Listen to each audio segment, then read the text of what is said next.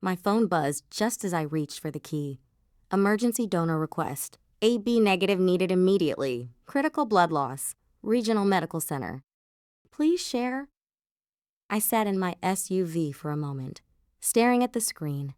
The parking lot outside Fort Hampton was nearly empty, and after a 16-hour shift, all I wanted was a hot meal and a few hours of sleep. I almost put the phone away. Then I read the words again. Critical blood loss. 10 minutes later, I was driving toward a hospital to help a person whose name I didn't know. My name is Captain Rachel Hayes, United States Army Logistics Officer.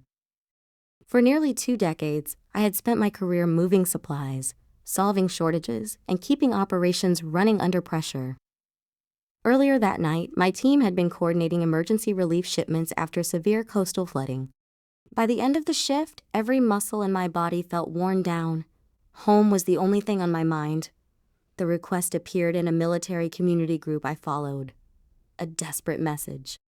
A rare blood type. A reminder that time mattered. I told myself somebody else would answer.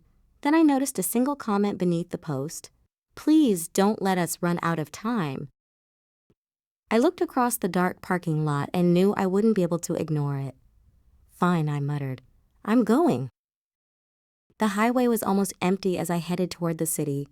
During the drive, I questioned whether my effort would even matter. Maybe enough donors had already arrived. Still, I kept driving. The hospital came into view just after midnight, glowing against the darkness. Inside, a volunteer directed me toward the donation center. A nurse checked my information and smiled with relief. We've been waiting for compatible donors, she said. Minutes later, I sat in a recliner watching blood flow through a clear tube into a collection bag. The room was quiet except for distant footsteps and the occasional voice in the hallway.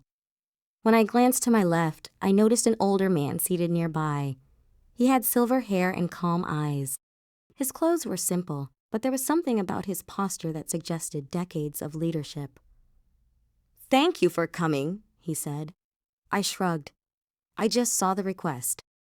He studied me for a moment. Many people see requests, he replied.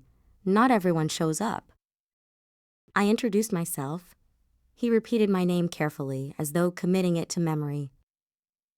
A nurse entered a few minutes later and quietly informed him that the patient's condition was improving. The tension left his face almost immediately. I drove home feeling tired, but strangely at peace. The next morning, life returned to normal.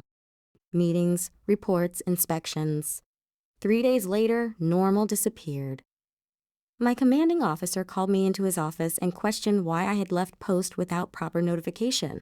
He wasn't angry, but regulations were regulations.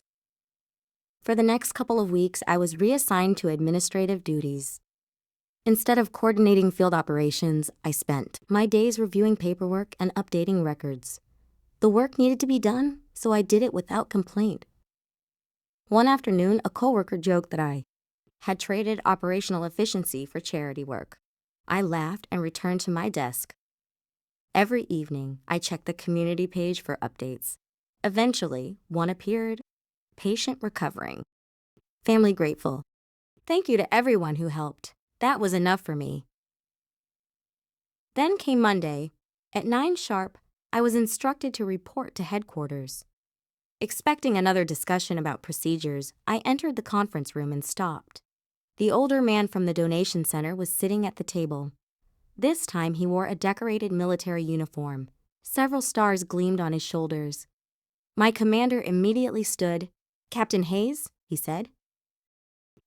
I'd like you to meet General Richard Callahan. The general smiled. We've already met. Recognition hit me instantly. He explained that the patient who received the blood had been his grandson. The room became silent.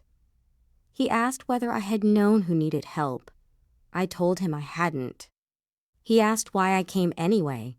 My answer was simple. Because someone needed help and I could provide it. The general nodded. Then he spoke about leadership, responsibility, and the importance of sound judgment when lives were involved. Before leaving, he recommended me for a humanitarian operations assignment and personally requested a review of the reassignment decision. A week later, I was back, where I belonged. The sounds of radios, vehicles, and busy operations once again filled my days. Not long afterward, new guidance was issued allowing personnel greater flexibility during urgent civilian emergencies when immediate action could save lives. I helped write part of it. Several months. Later, I received a letter from the patient's family. They wrote that the boy had returned to school and often talked about the stranger who came to help without expecting anything in return. I've received awards throughout my career, but that letter stayed with me longer than any of them, because the choices that matter most rarely feel extraordinary in the moment. Sometimes they look like an empty parking lot, a tired officer, a glowing phone screen, and a decision to turn the car around.